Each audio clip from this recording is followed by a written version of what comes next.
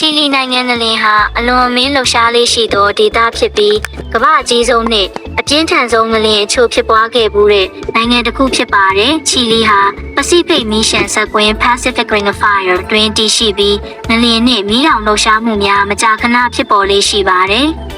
။ချီလီနိုင်ငံ၏ထင်ရှားသောငလင်ကြီးများမှာ1960 Valdivia ငလင်ကို1.5ဖြစ်ပြီးကမ္ဘာအပြင်းထန်ဆုံးငလင်အဖြစ်မှတ်တမ်းဝင်ခဲ့ပါတယ်ရှင်1960မေလ22ရက်မှာဖြစ်ပွားခဲ့ပြီးချီလီတောင်ပိုင်းဗာဒီဗီးယားမြို့အနီးမှာဗဟိုပြုလှုပ်ရှားခဲ့ပါတယ်ငလင်ကြောင့်ဆူနာမီဖြစ်ပေါ်ကချီလီအပါအဝင်ပစိဖိတ်ဒေသရှိနိုင်ငံများမှာလူပေါင်း6,333နီးပါးသေဆုံးခဲ့ပါတယ်2010ကွန်ဆက်စီယုံငလင် 8.8 ဖြစ်ပြီး2010ဖေဖော်ဝါရီ29ရက်တွင်ချီလီအလယ်ပိုင်းကွန်ဆက်စီယုံမြို့အနီးမှာဖြစ်ပွားခဲ့ပါတယ်။လူပေါင်း900ကျော်သေဆုံးခဲ့ပြီးမြို့ပြအဆောက်အအုံများပြင်းထန်စွာပျက်စီးခဲ့ပါတယ်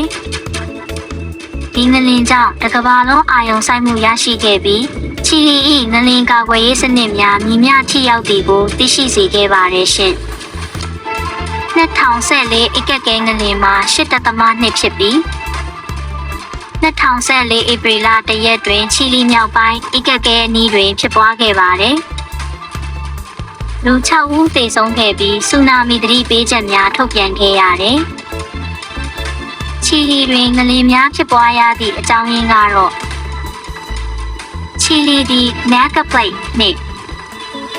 တောင်အမေရိက South American Plate တို့ထိစပ်ရာနေရာမှာတည်ရှိပြီးရေကျပြားများရွေ့လျားမှုကြောင့်ငလင်များဖြစ်ပေါ်ရခြင်းဖြစ်ပါတယ်။ဤဒေသမှာငလင်နှင့်မီးတောင်လှုပ်ရှားမှုများအများဆုံးဖြစ်ပွားလေးရှိပါတယ်။ချီလီနိုင်ငံဟာငလင်တံကိုကြိုတင်ကာကွယ်နိုင်ရန်ခိုင်မာသောအဆောက်အဦများဆောက်လုပ်ရေးစံနှုန်းများထားရှိပြီးငလင်လုပ်ပါကအရေးပေါ်တုံ့ပြန်ရေးစနစ်များကောင်းမွန်ပြီး2010ငလင်တွင်အမေရိကန်ဒေါ်လာဘီလီယံချီပျက်စီးမှုရှိခဲ့တော်လဲအသက်ဆုံးရှုံးမှုနည်းပါးခဲ့သည်မှာကြိုတင်ပြင်ဆင်မှုများကြောင့်ဖြစ်ပါတယ်။ချီလီသည်ကမ္ဘာအပြင်းထန်ဆုံးငလင်များကြုံတွေ့ရတော်လဲခေတ်မီသောအင်ဂျင်နီယာနည်းပညာများနှင့်ပြည်သူ့သတိထားမှုတို့ကြောင့်အသက်အန္တရာယ်လည်းလျှော့ချနိုင်ခဲ့ပြီးငလင်များသည်ချီလီ၏တဘာဝဘေးအန္တရာယ်သမိုင်း၏အရေးပါသောအစိတ်အပိုင်းတစ်ခုဖြစ်ပါတယ်။